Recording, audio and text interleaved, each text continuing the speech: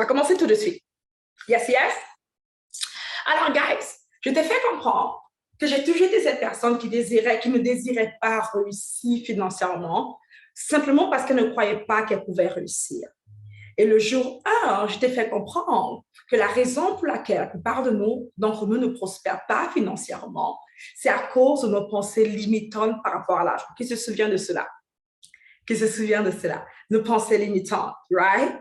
On a pris l'exemple que si on parle mal de toi, tu arrives dans une salle, tu ne vas pas vouloir être où on parle mal de toi. La même chose pour l'argent, car l'argent est énergie. Yes ou yes? Yes ou yes? L'argent est énergie. J'écris énergie dans le chat pour moi. L'argent est énergie. Yes ou yes? Super. Et on a travaillé vraiment dur pour remplacer nos pensées négatives avec des pensées plutôt positives. Yes, yes. Maintenant, le jour 2, toi et moi ensemble, on a compris ceci, qu'on ne veut pas seulement devenir riche ou bien avoir de l'argent pour avoir de l'argent. On ne veut pas simplement prendre soin de nos finances juste pour prendre soin de nos finances. On veut vraiment devenir des partenaires financiers avec Dieu. Right? Car on ne veut pas compromettre nos valeurs. Yes ou yes? Qui se souvient de cela? Alors, je t'ai montré comment faire un partenariat avec le Seigneur. Et beaucoup d'entre vous avez fait ce partenariat aussi. De faire comprendre que, hey, l'argent, c'est bien, mais l'argent sans Dieu veut dire zéro. L'abondance, c'est bien, mais l'abondance sans Dieu veut dire zéro. Alors, ensemble, on a pris un engagement. On a fait un partenariat avec le Seigneur en disant que, Seigneur, tu es maître de tout. Yes, yes. Qui se souvient de cela? Qui a fait cela? Tu es maître de tout. Et ton devoir du jour fut vraiment simple, c'est de te dire, si tu recevais $1 million maintenant, qu'est-ce que tu allais faire avec cet argent? Je t'ai invité le jour 2 à créer une vision financière. Qui a créé sa vision financière ici? Laisse-moi voir. Qui a fait sa vision financière? La mission. There we go, super, cool. Amazing. Et je n'ai pas vu les devoirs du jour. Je ne sais pas si tu as vu le post qu'on a fait pour les devoirs du jour ou je n'ai pas vu une mission accomplie, mais je veux que tu puisses le poster, écrire mission accomplie. Pas mal de personnes ont fait le devoir du jour. Bravo. Je suis fière de toi. Bravo. Comment tu te sens après avoir fait cela? Maintenant que tu as une vision claire pour tes finances, maintenant que tu sais exactement qu'est-ce que tu peux, qu'est-ce que tu dois faire avec ton argent, how do you feel? Yeah. How do you feel? Comment est-ce que tu te sens par rapport à cela? Sérieuse? Yes, définitivement sérieuse. En mission, je me sens bien par rapport à cela, en mission. Maintenant, je te dis pourquoi c'est si important, guys, OK? Je te dis c'est pourquoi c'est si important de pouvoir avoir cette mission-là. Et mon but ici est vraiment d'avancer sur cette optique-là. Et avant qu'on a... Oops, there we go, Mr. Robert, I'm right here. Juste là. Cool. J'adore les robots. Ils sont trop cool. Alors, je te fais comprendre hier pourquoi c'est important d'avoir une vision financière, right? Et tu as appliqué cela sur Bravo. Aujourd'hui, on va vraiment travailler sur le côté financier. Donc, je crois se concentre vraiment sur le côté beaucoup plus calcul et analyse. On va prendre la loi de la prospérité, écrit prospérité. Ce sont des lois bibliques, spirituelles, principes divins, mystères du royaume que tu as besoin d'utiliser pour créer un shift dans ta vie financière. La loi de la prospérité. La loi de la prospérité. Que beaucoup d'entre nous ignorent, mais que beaucoup de personnes dans le monde n'ignorent pas. Tu sais, j'entends souvent lorsque je partage les principes divins, les gens qui ne sont pas chrétiens, mais qui sont chrétiens peut-être, mais qui ont peut-être entendu du New Age. Qui sait c'est quoi le New Age? Qui sait c'est quoi le New Age? Le New Age, les gens qui... je crois que tu comprends. Les gens qui utilisent parfois les cristaux, qui parlent aussi des lois divines, right?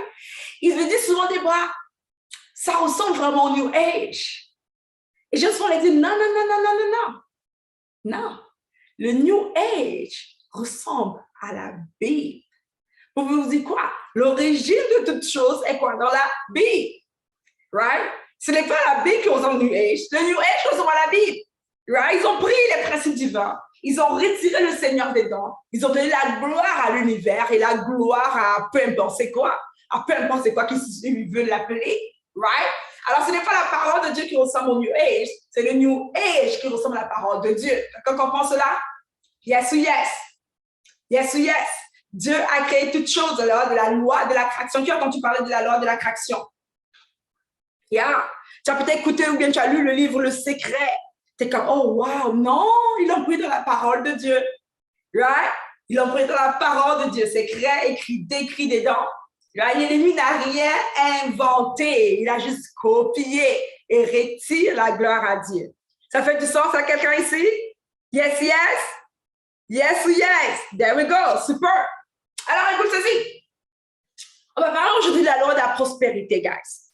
La loi de la prospérité. Et j'aime beaucoup ce quote de Joel Austin, qui dit ceci, que la prospérité est plus qu'un simple chiffre sur un compte en banque.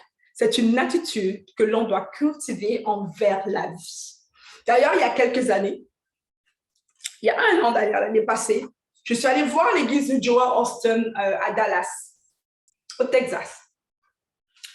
C'est à Houston, si je ne me trompe pas. Bref, c'est au Texas. Je suis allée voir son église. C'est immensement grand. C'est tellement grand, tellement beau, tellement prospère. Mais non, ce n'est pas prospère seulement parce que c'est grand et c'est beau, mais cette église, c'est juste incroyable. Dès le parking, je sentais la présence du Saint-Esprit. Maintenant, que tu suis Joe Austin ou pas, que tu as des critiques contre lui ou pas, ça m'importe peu. Je te partage mon expérience. Les personnes à l'intérieur de l'immeuble, du service, des enchères jusqu'au... Toute personne était juste extraordinaire à mes yeux. L'expérience que j'ai eue était juste fantastique. Puis j'ai dit, waouh, c'est vraiment ça la prospérité. J'ai vu des hommes tenir la main de les femmes. J'ai vu des enfants bien coordonnés. J'ai vu des femmes bien habillées qui prenaient soin de leur famille. J'ai vu l'amour, la présence du Seigneur et j'ai compris qu'il avait raison.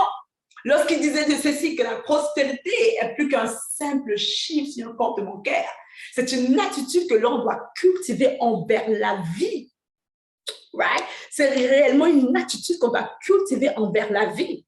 Alors aujourd'hui, toi et moi, gars, ce qu'on veut faire, c'est développer cette attitude. Il a écrit attitude dans le chat de prospérité. Je te vois écrire attitude. On veut développer cette attitude qui nous cause de prospérer. Il y a une attitude que tu dois développer, guys.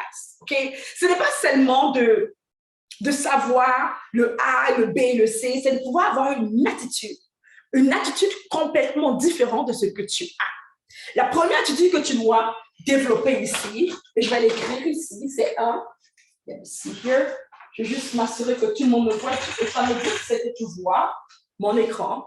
La première attitude ici, c'est un rendez-vous. J'ai juste écrit voilà.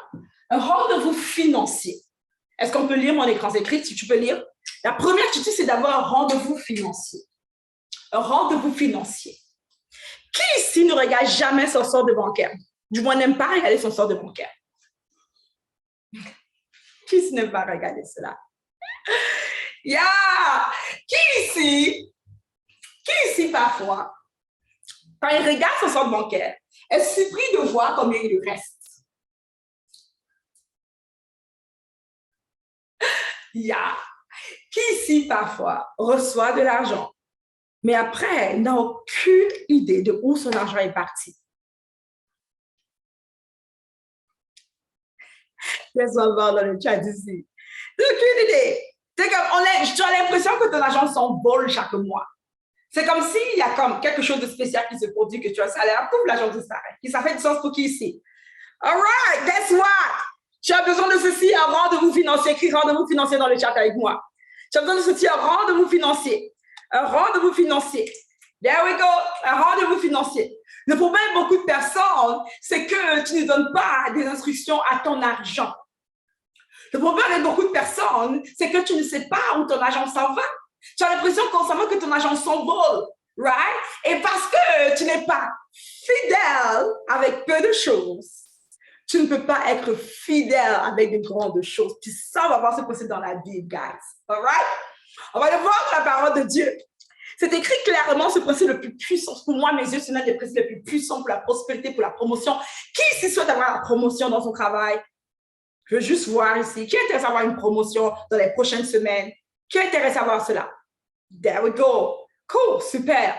Nadine, amazing. Je vais te dire exactement, Laetitia, Nadine, ce que tu peux faire. OK? Ce principe, les principes divins, tu peux l'appliquer dans les finances comme dans n'importe quel domaine. OK? Qui ici désire avoir une maison?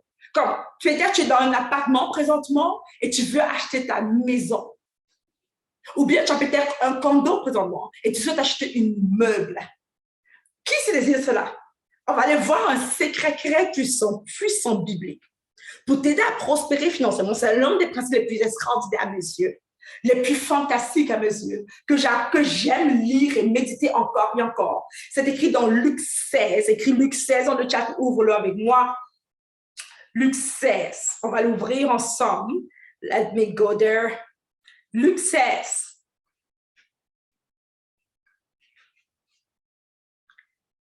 Je vais juste mettre ma Bible en français.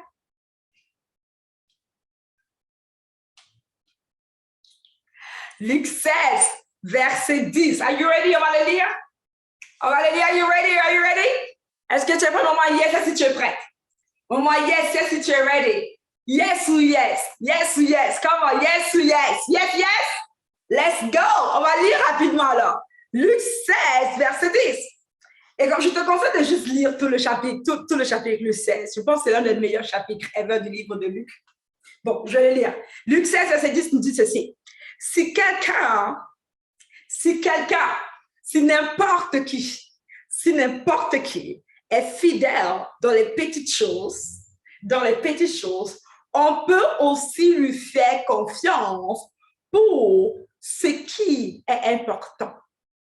Si quelqu'un, pas si un chrétien, pas si un prieur, pas si un jeûneur, pas si quelqu'un qui aime Jésus, mais peu importe qui, que ce soit un sataniste, que ce soit un méchant, que ce soit un païen, que ce soit un pédophile, que ce soit quelqu'un de normal, que ce soit un musulman, it doesn't matter. Mais peu importe qui applique ce principe d'être fidèle dans le peu de choses qu'on l'a confié, automatiquement, il est qualifié pour être fidèle dans les grandes choses, pour la promotion.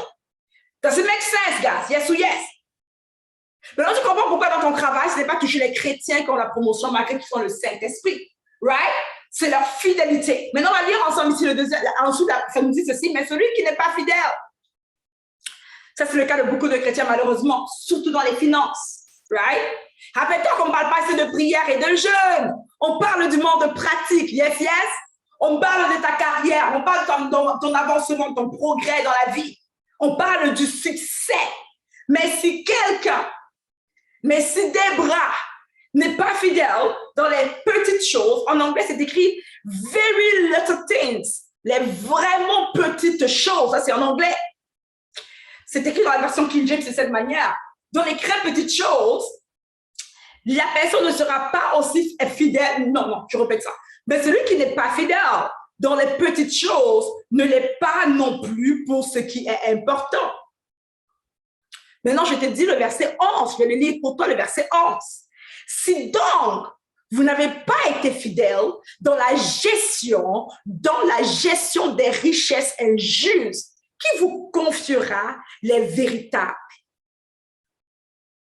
Est-ce que quelqu'un lit ça avec moi? Ah non, je répète cela rapidement. Si donc, vous n'avez pas été fidèle dans la gestion des richesses injustes, en d'autres mots, si tu n'as pas été fidèle dans la gestion de ton argent, parce que ça, ce sont des choses qui ne comptent même pas pour Dieu, ce sont les choses de base. Doesn't make sense, right? Si donc vous n'avez pas été fidèle dans la gestion des richesses injustes, qui vous confiera des véritables? Everything matters. Tout compte. Dieu est concerné par comment tu gères ton argent. Il observe cela. Ensuite, il te dit, si vous n'avez pas été fidèle dans la gestion du bien de cru, qui vous donnera celui qui vous est personnellement destiné?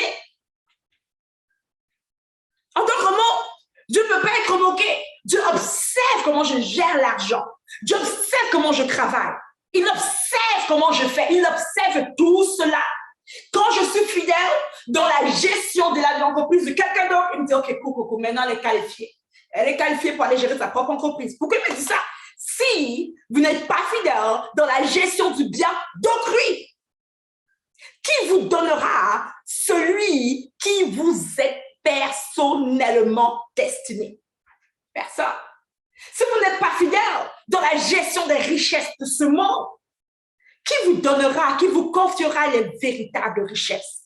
En d'autres mots ici, pour prospérer rapidement, le premier principe, c'est la fidélité. Si je fais dans le peu que j'ai, je vais être fidèle dans les grandes choses. Et si je montre à Dieu que je suis fidèle avec le peu que j'ai, je suis qualifié pour être confié davantage. Yes ou yes, tout le monde comprend cela? Yes ou yes, comment? Yes ou yes? J'ai besoin de toi ici, c'est là que tu me dis yes, yes. Yes ou yes? Yes ou yes? Yes ou yes ou yes ou yes? Ok, yes, yes. Ok, super cool. So let's go. Maintenant qu'on comprend ça, on comprend pourquoi j'ai besoin d'un rendez-vous financier. La raison de mon rendez-vous financier, c'est pour m'aider à devenir fidèle. Alors, une fois par mois, je prends rendez-vous avec moi-même et mon compte bancaire. Ce que je veux faire, ça va être ton devoir du jour, car ton rendez-vous financier à toi sera aujourd'hui. Yes, yes? Hello? OK? Ton futur rendez-vous financier sera aujourd'hui. Après ce cours, c'est ton devoir du jour. Tu vas aller imprimer ton relevé bancaire des 3 derniers mois. Des 3 derniers mois précédents. Right? Je veux que tu imprimes ton relevé bancaire. Ce que je veux que tu fasses là-dessus, je veux que tu soulignes en bleu tes entrées et en jaune tes dépenses. Tu peux souligner en bleu ou en vert, décide-toi. Je veux que tu soulignes en bleu ou en vert tes entrées et en jaune tes dépenses. Ensuite, je veux que tu fasses la somme totale, right, des entrées et tu fais moins les dépenses. Et je veux que tu compares, je veux que tu regardes ceci. Premièrement, je veux que tu regardes, par exemple, je vais prendre la somme de mes entrées. Je dis que j'ai peut-être reçu 6 000 $ ce mois, c'est un exemple. Et je vais voir mes dépenses, disons que j'ai dépensé 3 500 $. Je fais mon total qui me reste, c'est quoi? C'est 2 500 $. Ça fait du sens, c'est simple, n'est-ce pas? Yes ou yes? C'est simple ou pas? C'est simple ou pas? Écris ça simple. C'est très simple. C'est vraiment, vraiment simple. Super! Il faut que je répète, pas de problème, je suis là pour toi, got you. Ce que je veux que tu fasses, et ceci est écrit dans ton cahier d'exercices, OK? Rappelle-toi, pour ce challenge, mon équipe et moi, on a créé un cahier d'exercices pour toi, pour rendre ta vie facile. OK? On t'aime tellement qu'on ne veut même pas que tu penses trop. L'équipe a créé un cahier d'exercices pour toi. Ça veut dire que dans le chat, tu peux le télécharger si ce n'est pas encore fait. Ce qu'on veut que tu fasses aujourd'hui comme devoir, tu vas avoir ton rendez-vous financier. Tu vas imprimer ton relevé bancaire des 3 derniers mois précédents. N'imprime pas pour le mois 1 uniquement, imprime pour les 3 derniers mois. Ce que je veux que tu fasses, je veux que tu regardes, tu soulignes en vert ou en bleu tes entrées. Revenu, peu importe c'est quoi. L'argent que le gouvernement donne pour les enfants, allocation familiale, l'argent que ton mari ou bien ta mère t'a envoyé, l'argent de ton salaire, l'argent d'un business que tu as fait, tu as vendu. Tu soulignes tous les entrées en vert ou en bleu. Yes ou yes? Come on. Yes ou yes? Super. Ensuite, tu vas aller souligner toutes les dépenses. Je veux que tu prends le temps de regarder la dépense, tu soulignes en rouge, tu soulignes pas en rouge, pardon, mais en jaune. Tu soulignes en jaune toutes les dépenses que tu as faites. Maintenant, tu vas prendre le total de calcul des totales des entrées, moins le total des dépenses. Ça fait du sens? Et tu vas voir combien il te reste pour le mois précédent. Combien t'es resté normalement pour le mois précédent et ainsi de suite. Yes, yes, pour les 3 derniers mois. Donc, comment tu vas voir combien entre dans ton compte bancaire réellement chaque mois et combien sort de ton compte bancaire réellement chaque mois. Tu vas maintenant poser l'œil précisément sur tes dépenses et tu vas pouvoir vraiment mettre tes yeux sur où est-ce que ton argent s'en va. Ça fait du sens? Yes ou yes? Pendant que tu fais ça, je veux que tu regardes qu'est-ce qui prend ta plus grande dépense. Right? Où est-ce que l'argent le plus important part? Ou qu'est-ce que tu fais que tu sais que tu peux couper? Que tu sais que ce n'est pas important? Right? Je veux que tu prêtes attention à cela. Si tu as déjà eu à faire cet exercice, fais-le encore. Fais-le encore. Si tu me dis, Debra, moi je n'ai pas vraiment des entrées, fais-le. Tu me dis, Débra, mes dépenses ne sont pas vraiment stables, mes entrées ne sont pas stables, car je n'ai pas vraiment, je suis un entrepreneur, tantôt j'ai, tantôt je n'ai pas. Fais-le quand même. Ça fait du sens? Débra, présentement, j'ai fait une rupture conventionnelle, j'ai lancé mon entreprise, donc je n'ai pas vraiment les sous. Fais-le quand même. Débra, je suis peut-être médecin, dentiste, et mon argent, c'est un peu difficile de calculer car c'est mélanger l'entreprise, c'est pas grave. Fais-le quand même. Ça fait du sens? Débra, j'ai zéro. Fais-le quand même. It doesn't matter. Yes ou yes? Yes ou yes? Bien. Deux, je ne veux pas que tu assumes. Je ne veux pas que tu t'imagines connaître à quoi ressemblent tes chiffres. C'est le problème de la plupart d'entre nous. On croit qu'on sait. On croit qu'on sait déjà comme de dépenses. On croit qu'on sait, tu ne sais pas. Je veux que tu t'assures d'agir comme un enfant qui ne sait pas grand-chose et qui est prêt à se soumettre pour apprendre. Tu vas être surprise de voir ce qui se passe dans ton compte bancaire. Le but, c'est d'avoir un rendez-vous financier idéalement chaque mois, guys. Quand je prends un rendez-vous financier, ça me permet de voir comment je gère les finances. Et deux, ça me permet de prendre une meilleure décision. Right? Je veux reprendre le contrôle sur mes finances. Écris reprendre le contrôle. Reprends le contrôle. Je veux reprendre le contrôle sur mes finances. Mais avant de le faire, je dois savoir où mon argent s'en va. Yes ou yes? Écoute, il y a une personne, une de mes clientes, on a fait ce rendez-vous financier. D'ailleurs, c'était lors d'un challenge comme ceci. Elle s'est rendue compte que par mois, elle dépensait plus de 1 200 $ sur une dépense ridicule. Et elle s'est rendue compte de cela. On a réduit, et c'est mon but ici. Mon but ici pour toi, regarde ça. On a réduit cette dépense ridicule, qu'elle savait que ça ne servait à rien. Et voici mon but pour toi. Je te montre juste mon but. Et je pense que demain, je vais te montrer cela. Je ne vais pas le faire aujourd'hui. Right? Je vais le faire demain. Je m'arrête là. Je ne vais pas trop dire. Right? Je ne vais pas trop dire. Mais je veux juste que tu réalises le pouvoir que tu as déjà. Le pouvoir que tu as déjà. Notre but ici, c'est de prendre cet argent. Il y aura toujours un argent qui est dépensé nulle part ailleurs. Mais premièrement, c'est que tu deviennes maître de ton argent et que tu sois capable de donner des instructions à ton argent. Écris instruction. Instruction. Le but, c'est que tu deviennes fidèle avec peu de choses.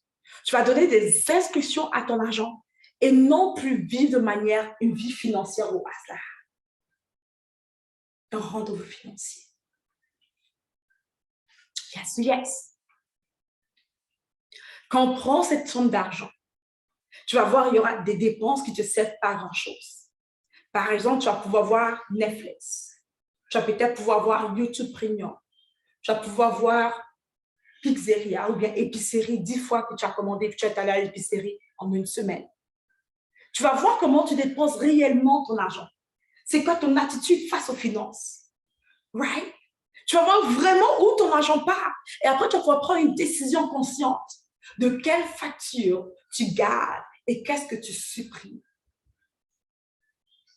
Ça fait du sens pour quelqu'un? Yes ou yes? Tu vas devenir intentionnel avec ton argent. Tu vas devenir intentionnel avec ton argent. On va pouvoir prendre cet argent-là et le faire fructifier. On va pouvoir prendre ton supplémentaire et le faire multiplier. On va pouvoir prendre ton supplémentaire, ce qu'on appelle le gras, et investir. Yes, yes. Écoute ceci. Mon mari a une sœur. Dans sa famille, ils ont 4 garçons et une sœur. Son père est mort quand il avait à peine, je crois qu'il avait à peine 1 an et quelques. Il était très jeune encore. Sa mère ne s'est jamais remarquée. C'est un pasteur. Elle a éduqué ses enfants de manière extraordinaire. Elle a fait tout ce qu'il fallait pour donner de bonnes valeurs à ses enfants. Elle les a éduqués à l'église. C'est assez drôle quand je te parle de ça parce que c'est drôle parce que sa mère faisait étudier à l'église. Elle était pasteur. Son frère est pasteur. Son frère est pasteur. Toutes ses belles-sœurs sont pasteurs. Et il vient d'une famille de pasteurs, mon mari. Et dès que tu lui parles de pastoral ou bien un appel dans le corps du Christ, il est comme non! Il est comme non! Toute ma famille est pasteur. C'est assez intéressant. Mais pourquoi je te dis ça? C'est parce que simplement, elle a une sœur. Et je parle du corps pastoral qu'il a grandi dans ça. Parce qu'ils ont grandi de manière assez street, right? Très street. Très churchy, église, right? Très street. Et leur dernière personne, la jeune fille, un jour, il a appris, il était beaucoup plus jeune, bref, il a appris qu'elle est tombée enceinte. Et tous ses frères, sinon la plupart, en tout cas, sont en Occident, que ce soit dans d'autres pays du monde. Et la mère appelle ses frères pour dire que votre sœur, qui est encore au lycée, est enceinte. Tu imagines le scandale à leurs yeux. Ouais. Gros scandale. La petite sœur est enceinte. Oh my gosh. Ils sont tellement fâchés, tellement frustrés, tellement... Ils se sont sentis tellement trahis. Surtout que la seule fille, c'est leur protégée, c'est leur... ils se sont sentis tellement trahis qu'ils ont tous coupé leur sœur. Ils ont dit qu'on ne veut rien savoir d'elle. Comme elle a déçu la famille, tassé, right? Ils ont coupé. Ils ont tous coupé. Tous les garçons ont coupé leur sœur. Il n'y a que le maire qui, bien sûr, a dit que ce qui est arrivé, elle va prendre soin d'elle et d'une bébé. La jeune fille a fini par marier le père de son enfant, qui est son mari aujourd'hui. Elle a épousé. Et mon mari ne parlait plus à sa sœur. Ils l'ont coupé complètement. Il ne voulait rien savoir. Je sais que ce n'est pas catholique, mais c'est ce qui s'est passé. Un jour, on reçoit un coup de fil du mari de sa sœur. Ce mari appelle, il dit ceci, il dit à mon mari qu'il a une histoire à le raconter. Et voici l'histoire. Il explique que plus que toute la famille a coupé sa femme, il est plutôt pauvre. Il n'a rien de spécial. Il a dû se marier tôt. Comme elle est enceinte, ils se sont mariés. Il avait sûrement peut-être 18 ans, peut-être elle 16 ans, quelque chose de ce genre. Ils se sont battus. Et le monsieur, il se battait. Il faisait ce qu'il a à faire. T'imagines quelqu'un qui est en Afrique, qui est jeune, qui a maintenant une famille, right? Il n'a pas de support externe, que ce soit de conduire une voiture pour quelqu'un, bien conduire une moto pour quelqu'un, bien vendre ce qu'il a avant. Qui imagine cela? Qui sait de quoi je parle un peu? Right? Qui a déjà connu quelqu'un qui se débrouillait, right? Quelqu'un en Afrique ou en les Caraïbes, qui doit se débrouiller pour avoir de l'argent. Qui sait de quoi je parle ici? There we go, c'est ça. Elle dit, c'est comme ça qu'il vivait. Chaque jour, il se levait, il allait juste se débrouiller pour avoir quelque chose. Et rentrer, donner cet argent à sa femme pour qu'elle puisse faire de quoi manger pour la famille. Et c'est son quotidien, chaque jour, continuellement. Et sa femme, elle se battait avec le peu qu'il donnait pour faire à manger à la famille. Et un jour, sa femme lui dit, chérie, quelques années plus tard, chérie, viens, je vais t'amener quelque part. Elle dit, OK. Ils entrent dans une voiture, dans un taxi, on les dépose dans un endroit, ils avancent, ils marchent, puis ils voient une maison qui est en train d'être, qui est quand même construite, mais il faut juste faire cette finition. Elle le fait visiter et tout, il y a 4 chambres, et tout, ils regardent, ils disent, ah c'est bien, c'est pour un de tes frères, est-ce qu'un de tes frères a fait un projet de construction, ils t'ont demandé de gérer, est-ce que c'est pour un de tes frères? Elle dit, non, c'est pas pour un de mes frères. Il dit, ah, c'est alors la maison de qui? Est-ce que c'est quelqu'un, un oncle? Elle dit, non, c'est notre maison. Elle dit, quoi? Qu'est-ce que tu veux dire? Elle dit, oui, c'est notre maison. Elle dit, tu vois comment quand tu me donnais l'argent pour juste cuisiner, les courses, les enfants, chaque jour, chaque mois, chaque semaine? Il dit, oui. Il dit, j'ai pris cet argent et bien sûr, je faisais ce que j'ai à faire, mais je continuais à économiser et à faire rouler cet argent. Et quand je gagnais un peu, je mettais de côté. J'investissais. Quand c'était assez gros, j'achetais un terrain. Et petit à petit, j'ai monté les murs, petit à petit. Et aujourd'hui, Voici ce que l'argent produit. Voici notre maison. Cet homme a regardé sa femme avec beaucoup d'humilité. Et pour l'une des premières fois, il y a des larmes à ses yeux. Il a dit à sa femme, c'est vrai qu'il y a des femmes sur cette terre, mais parmi toutes ces femmes, tu les surpasses. Tu es une femme de valeur.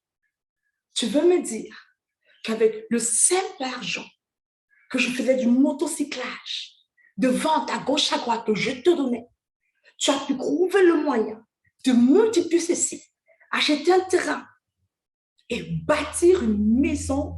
Elle répond oui. Alors, il a pris dans son cœur l'engagement d'appeler chacun de ses frères pour leur raconter cette histoire et les faire comprendre que ils ont une sœur de grande valeur.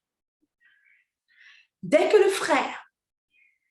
le mari, dit cette histoire à chacun des frères, le problème qu'ils avaient avec elle est complètement fait. Ils l'ont immédiatement pardonné. Je suis sûre qu'il avait déjà pardonné depuis longtemps, c'était juste l'ego. Mais aussi, ce n'est pas tout. Maintenant, chacun de ses frères ont décidé que leur sœur était une personne de confiance. Tout le projet qu'ils devaient faire, le projet de construction, d'entreprise, n'importe quoi, c'est à elle que la famille confiait. Elle est devenue la personne la plus sage de la famille. Elle est devenue la première aux yeux de tout le monde. Tous ceux qui sont en Occident comptent sur elle. Les projets passent par elle. Du jour au lendemain, on l'envoie une voiture à son mari, ils ont changé de métier, leur vie a complètement changé. On a construit un poulailler pour eux, derrière leur maison, leur vie a complètement changé. Pourquoi? Principalement parce qu'elle s'est montrée fidèle avec le peu de choses qu'elle avait. Elle s'est montrée fidèle. Les autres personnes allaient se plaindre. Les autres personnes allaient se plaindre du fait qu'ils ont une famille en Occident, ils ne l'aident pas.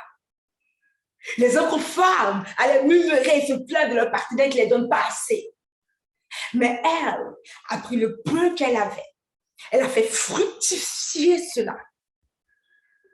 Elle a construit une maison avec. Ma question pour toi, es-tu assez fidèle? Qu'est-ce que tu fais avec le peu que Dieu te confie? Financièrement. Est-ce que tu te dis qu'il n'y a jamais assez? Est-ce que tu arrives à même savoir où l'argent part? Est-ce que tu sais même gérer cela? Est-ce que tu arrives à faire multiplier cela? Does it make sense? Qu'est-ce que tu fais avec le peu qu'on te confie? Qu'est-ce que tu fais? Maintenant, pour beaucoup de personnes, surtout les chrétiens, vont me dire au premier départ, non, moi je suis fidèle. Je ne suis pas dépensier. Je ne suis pas dépensière.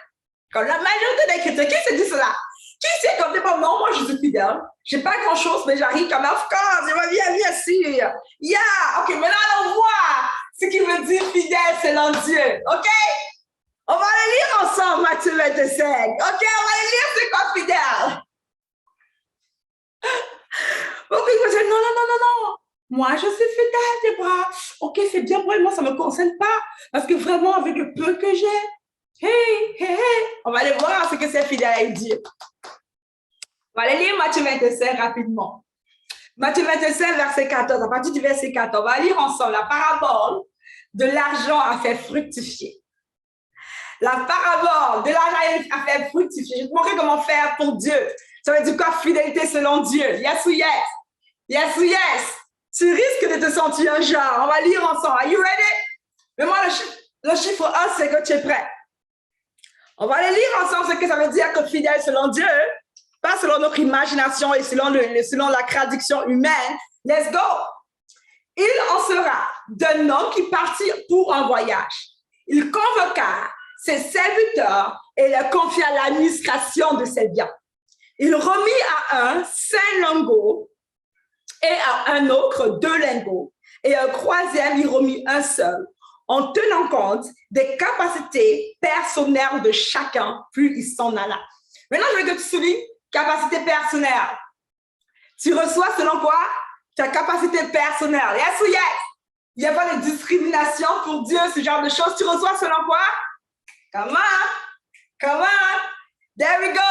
Ça veut dire que ce que tu as révèle ton niveau de capacité personnelle. Yes, yes.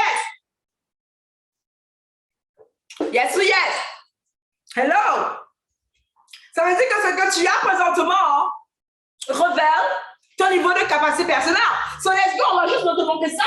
Ça veut dire que si j'ai deux personnes ici, deux personnes, une personne reçoit $1 500 par mois et une autre personne reçoit $15 000 par mois, qu'est-ce qui cause la différence entre les deux? Pourquoi un reçoit 1000 et l'autre 15 000? C'est quoi la différence? D'où vient la différence? Dis-moi ici, je veux voir, écris-le. D'où vient la différence entre les deux? Come on. Pourquoi un reçoit 1200 et l'autre 15 000? C'est quoi la différence? D'où ça vient? Potentiel? Non, pas potentiel. Pourquoi pas? Mindset, OK. Merci. Capacité personnelle. Selon la Bible, un reçoit 1500, l'autre reçoit 15 000 uniquement à cause de quoi? Leur capacité personnelle.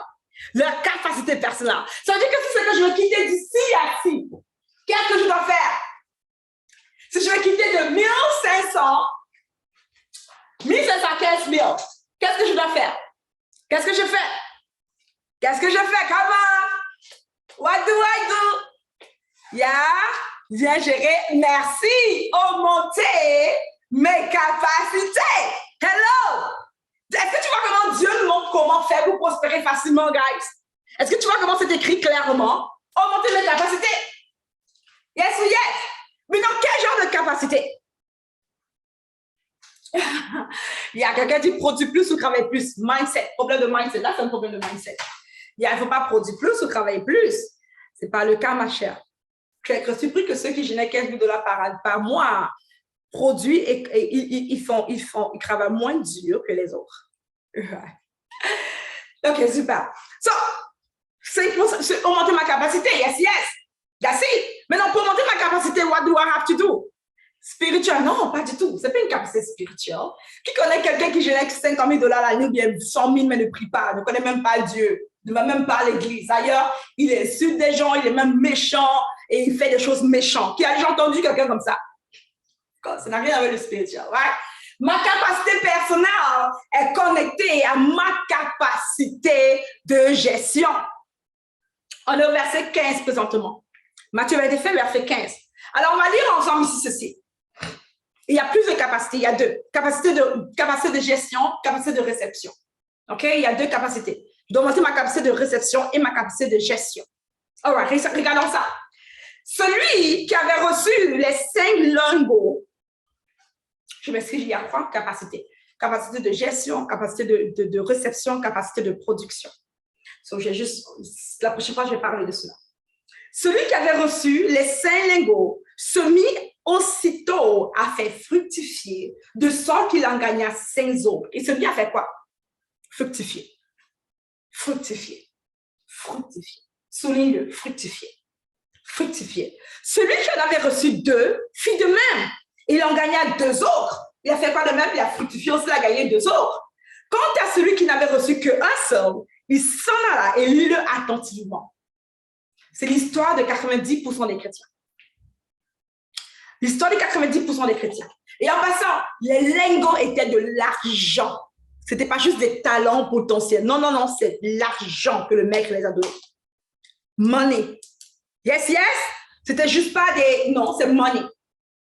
Quant à celui qui avait reçu un seul, il s'en alla creuser un trou dans la terre pour y cacher l'argent de son maître. 90% des chrétiens font ceci. 90% des chrétiens font cela.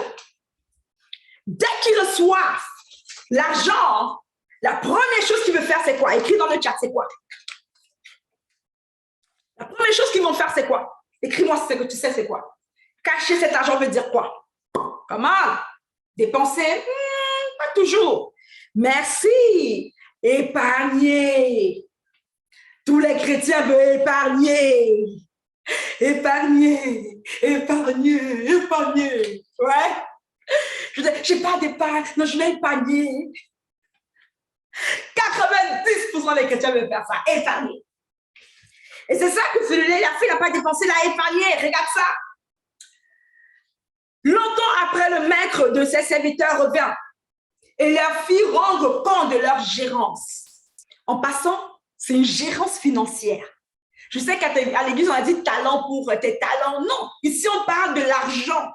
Un lingot représente une monnaie, guys. Et je vais juste te confirmer ça.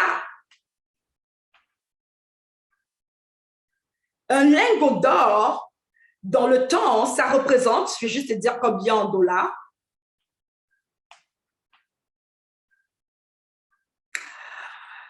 En dollars, un lingot est égal. Non, je n'arrive pas à avoir le bon montant.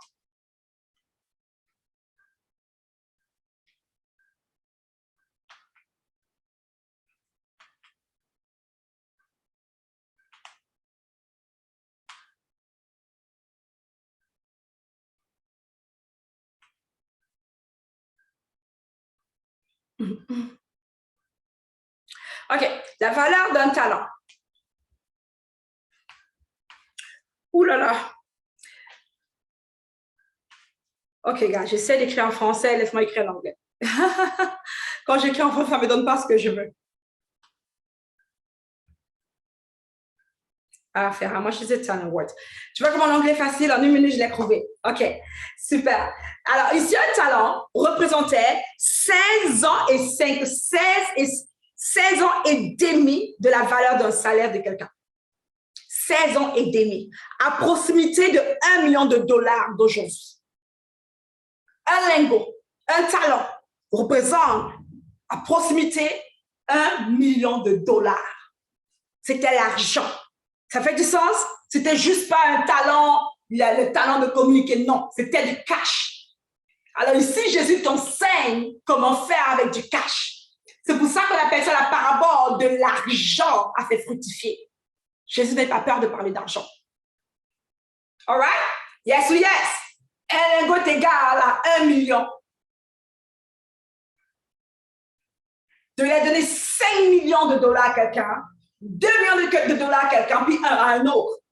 Alors, celui qui a donné reçu un lingot, il va cacher cela, pas de problème. Regarde ceci. Longtemps après, le maître revient et les filles rendent compte de leur gérance. Celui qui avait reçu les 5 lingots se présenta, apportant les 5 lingots supplémentaires qu'il avait gagnés.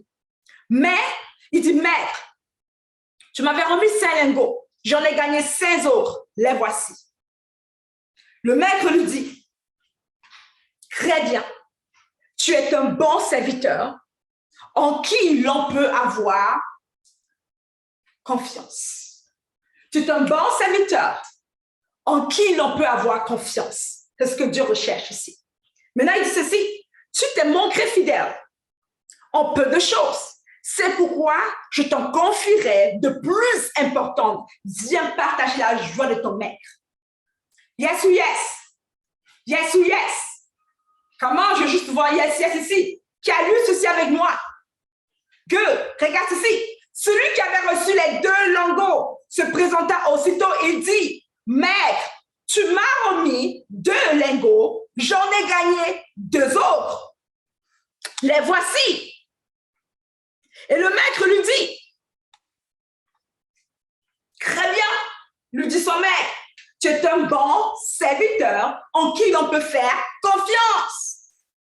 Tu t'es montré fidèle en peu de choses. C'est pourquoi je t'en confierai plus importante. Viens partager la joie de ton maître. Dernière personne, enfin, celui qui n'avait reçu qu'un lingot, vient à son tour et dit, maître, je savais que tu es un homme dur. Tu moissonnes là où tu n'as rien sémé. Tu recolles où tu n'as pas répandu de sémences. Alors j'ai pris peur. Souligne le mot peur. Alors j'ai pris peur. J'ai pris peur d'investir. J'ai pris peur de dépenser. J'ai pris peur de prendre la mauvaise décision. J'ai pris peur de ne pas être capable de multiplier. J'ai pris peur de qu'est-ce que j'allais penser. Et si ça ne marche pas, et si ça ne réussit pas, j'ai pris peur. Je n'ai même pas essayé. J'ai pris peur. J'ai pris peur. J'ai pris peur. Alors, je suis allée cacher ton argent dans la terre. Prends-le, prends ce qui t'appartient. Mais le maître lui répondit, vaurien, feignant, tu savais que je moissonne où je n'ai rien sémé et que je récolte là où je n'ai pas répandu de semences. Eh bien, tu aurais dû placer mon argent chez les banquiers et à mon retour, j'aurais au moins récupéré le capital et les intérêts. Maintenant, le verset 28 représente la vie de plusieurs chrétiens, le quotidien de plusieurs personnes. Que l'on lui retire donc le lingot et qu'on le donne à celui qui a déjà. Qu'on lui retire ce qu'il a et on le donne à quelqu'un d'autre. Car celui qui a, on donnera encore et il sera dans l'abondance. Mais celui qui n'a pas, on le ôtera même ce qu'il a. Celui qui n'a pas, on le ôtera même ce qu'il a. C'est la vie de plusieurs personnes ici. Tu as l'impression que tu n'as jamais assez. Et que le peu que tu es, t'es toujours ôté. C'est la vie de qui ici? Sois sincère. Qui ici a l'impression qu'il n'a jamais assez? Et que lorsqu'il a même assez, quelque chose, un accident, un incident, quelqu'un qui l'appelle, n'importe quoi, vient toujours prendre le peu que tu as. Tu n'arrives jamais à épargner. Mais quand tu arrives à épargner 10 000 $, 5 000 $, 15 000 $, une situation arrive où tu dois donner cela.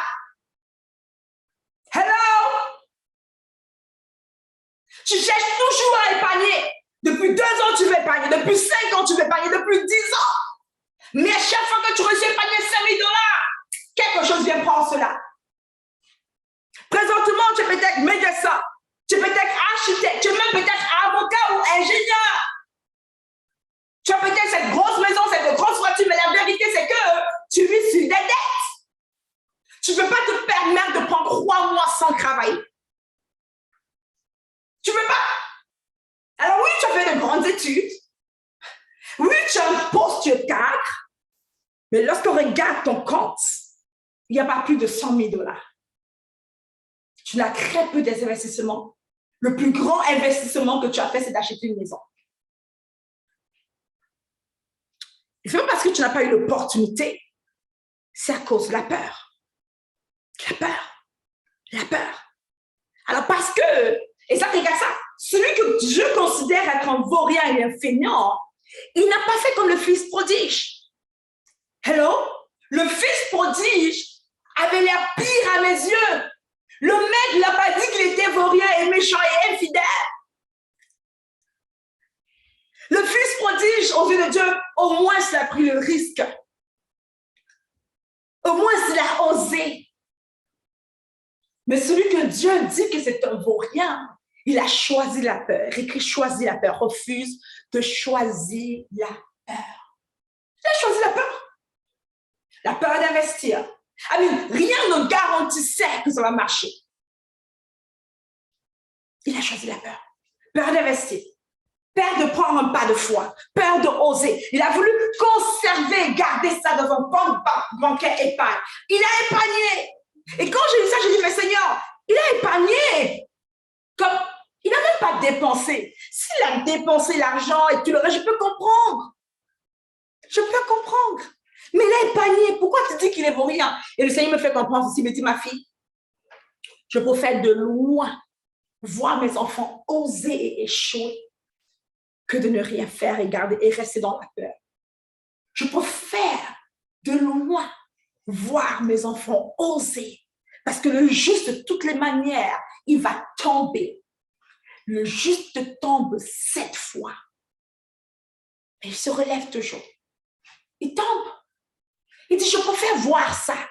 Je préfère voir mon enfant avoir assez de foi pour faire un pas de foi, pour passer à l'action, pour prendre du risque.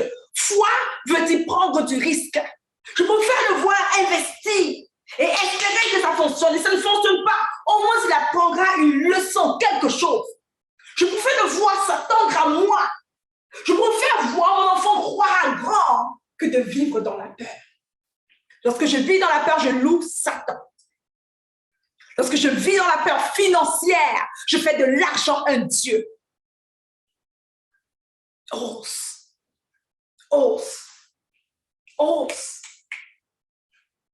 Hello? Ose. Ose. Ose. On a vu pas mal de choses aujourd'hui. On a vu l'importance de savoir un rendez-vous financier. Pour savoir où notre argent s'en va. Yes ou yes? Je te donnais l'exemple de cette personne, ma belle-sœur, qui simplement a appris à prendre le contrôle sur ses finances avec le peu qu'elle avait parce qu'elle était fidèle, de la cause de prospérer. On a aussi appris ceci, que le but, ce n'est pas seulement de pouvoir être fidèle à son argent part et bien géré, mais la meilleure gestion selon Dieu, c'est aussi de multiplier ce qu'on a écrit, multiplier. Gérer l'argent ne veut pas dire épargner. Gérer l'argent ne veut pas dire ne pas dépenser. Dieu n'a pas de problème à la dépense. Dieu n'a aucun problème à ce que tout le monde dépense l'argent. L'argent est fait pour être dépensé. Et investir, et multiplier, et bien sûr aussi épargner. Il n'a aucun problème à ce que tout le monde dépense. D'ailleurs, il y a un sabbat, une année de sabbat, la jubilée, où on prend tout ce qu'on a mis de côté, puis on dépense, on mange, on enjoy. C'est dans la Bible, une prescription biblique de prendre un an et de juste dépenser. Parce qu'on fait confiance que Dieu est notre ressource. Yes ou yes. On a compris l'importance de chercher à multiplier son argent, à prendre du risque. Yes ou yes. À ne pas rester dans la peur. Mais on a compris que épargner n'était pas le but du chrétien. Le but du chrétien, c'est quoi? Faire fructifier pour en créer dans l'abondance. Yes ou yes. Faire fructifier pour en créer dans l'abondance. Faire fructifier pour en créer dans l'abondance. Yes ou yes. Faire fructifier pour en créer dans l'abondance. Yes, yes. Comment? C'est calme ici. Qu'est-ce qui se passe?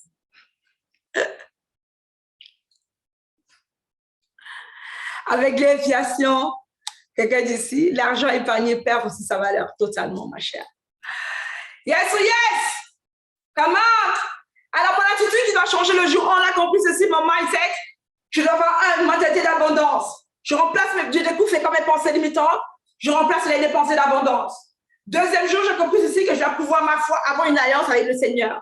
Ne pas faire de Dieu un Dieu. Ne pas faire, pardon, de l'argent un Dieu, mais de faire de Dieu le Dieu de mes finances. Yes, yes. Le Dieu de mes finances. Yes, yes. Right? Le mettre à la bonne place. Je dois avoir une vision financière. Une vision pour mon argent. Savoir où mon argent doit aller. Le jour qu'on a prêt, on prend le contrôle sur nos finances. Avec les rendez-vous financiers. On a compris ceci, que quitter de 1 500 $ à 15 000 $ dépend de la loi. Quelle loi? De ma capacité personnelle. Capacité personnelle de gestion, capacité personnelle de réception et capacité personnelle de production. Right? Si j'applique ce principe, je quitte de 1 500 à 15 000 $ par mois si je désire. Et finalement, on a compris ceci, que épargner n'était pas le but de l'argent chrétien. Le chrétien a pour but de toujours multiplier et faire fructifier ce que Dieu le donne. That's it. There we go. There we go. Right? C'est ça pour le jour au croix. How do you feel about it, guys? C'est ça pour le je crois. Comment tu te sens avec cela? Maintenant, je veux que tu fasses ton devoir du jour. All right? Tu imprimes les 3 derniers relevés bancaires. Yes ou yes? Les 3 derniers, écrit les 3 derniers dans le chat. Je le vois, écrit les 3 derniers. Je le fais. Si je l'ai fait il y a 1 mois, il y a 3 ans, il doesn't matter, je le fais quand même. Je vais juste obéir. J'écris les 3 derniers relevés bancaires. Les 3 derniers. Yes, yes? Je vais souligner en bleu les entrées, je vais souligner en jaune les sorties, je vais comparer les deux. Ensuite, je vais aller voir dans les cases jaunes, ce que j'ai souligné en jaune, où est-ce que mon argent s'en va. Et ensuite, je prends une décision. Est-ce que je continue à faire cette dépense ou bien j'annule cette dépense? Je continue à faire cette dépense ou bien j'annule cette dépense? En d'autres mots, je cherche le gras. Je vais décider de garder ou bien de couper du gras. Demain pour la journée 4, guys. Ça, c'est la loi qui m'a permis de prospérer de manière extraordinaire. Je t'ai dit déjà dès le début de ce challenge que s'il n'y a qu'un jour que tu as besoin pour changer ta vie entière, c'est le jour 3. C'est le jour 4. Je te l'ai dit au début. Le meilleur des jeux à mes yeux. Pourquoi? Je t'apprends la loi des 30%. OK. Certaines personnes connaissent cela déjà. Certaines connaissent déjà. OK? La loi des 30%. OK? C'est vraiment puissant pour t'aider à multiplier ton argent. OK? C'est vraiment puissant pour t'aider à multiplier ton argent. Alors, ne manque pas le jour 3. OK? Le jour 4, pardon. Mais avant, on va faire ton devoir du jour. Yes, yes! Yes ou yes? Yes ou yes?